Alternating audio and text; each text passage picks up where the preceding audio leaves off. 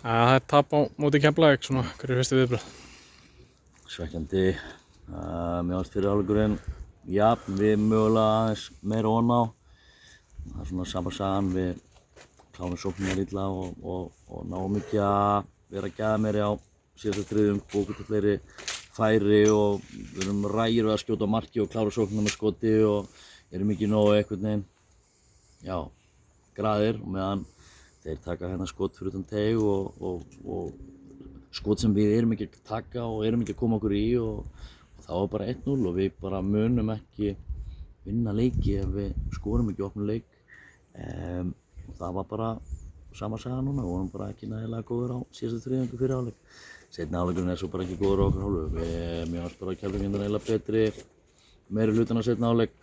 Mér fannst við ekki setja nógu mikið hjarta í þetta, ekki nægilega grimmir, þeir voru að pikka upp alla seinni bolta og það bara ótrúlega svekkjandi því að það var svo sannarlega ekki það sem við ætluðum okkur og mér fannst hugur í liðinu og mér fannst ég líta vel út í aðdragandanum á leiknum og þannig að það bara svekkjandi að við höfum ekki náð að hrista betur frammistöðu en þetta og fá meira hjarta í þetta og stemmingu, það var mér fannst það skrítið.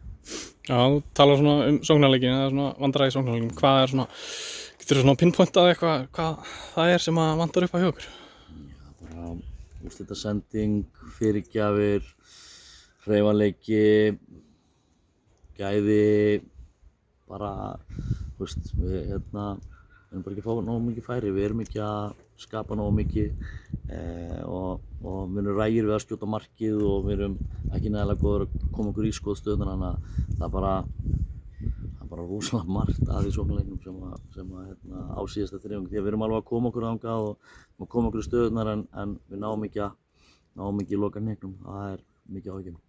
Já, það verður svona styttast í endalokin á þessari venjulegu deildinni fyrir tískiptinguna, þið eru á botninum og hvernig svona sérðu þið framhaldið? Fyrir 2 tímum fannst mér bara úslega góður og flott lið og mér finnst það ennþá, þannig að ég bara vona að leikmönnunum líði þannig þegar þeir eru búin að jafna sig á þessu, mætum bara aftur til æfinga eftir helgi og bara staðráðnir í að fara að safna stigum. Það eru 2 mikilvægir útileikir núna næstu 2 leikir. Við ætlum að ráðast á það ég held að sé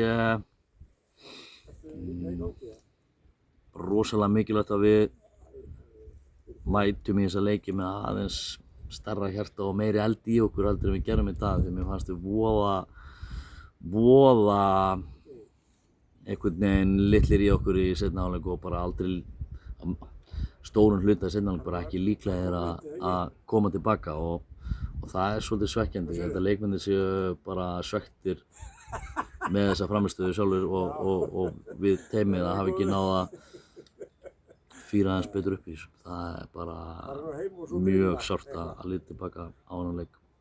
Já, Raggi og Einar Freyr ekki með í dag, hver er staðan á þeim? Raggi er bara nálgast, hann var bara búinn að vera smá tóknarinn ára og Einar handleggsbrotnaði í síðasta leik og aðeins of aumur til að taka þátt í leiknum í dag en hann verður klár í næsta leik. Ok, takk fyrir.